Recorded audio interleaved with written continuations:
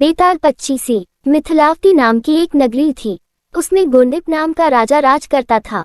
उसकी सेवा करने के लिए दूर देश से एक राजकुमार आया। वह बराबर कोशिश करता रहा, लेकिन राजा से उनकी भेंट न हुई। जो कुछ वह अपने साथ लाया था वह सब बराबर हो गया। एक दिन राजा शिकार खेलने चला। राजकुमार भी साथ हो लिया। चलते चलते राजा एक वन में पहुंचा। वहां उसके नौकर चाकर बिछुड़ गए। राजा के साथ अकेला वह राजकुमार रह गया। उसने राजा को रोका। राजा ने उसकी ओर देखा तो पूछा, तू इतना कमजोर क्यों हो रहा है? उसने कहा, इसमें मेरे कर्म का दोष है।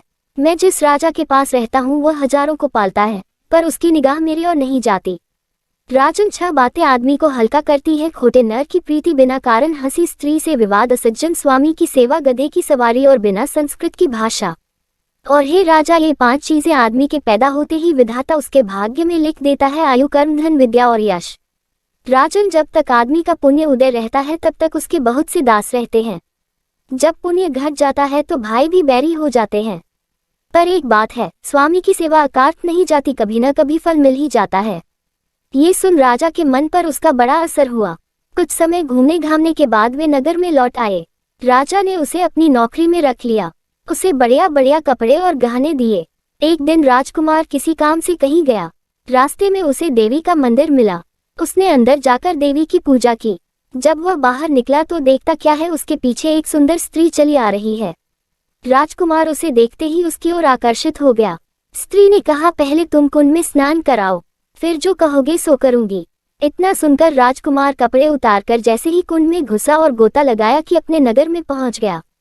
उसने जाकर राजा को सारा हाल कह सुनाया।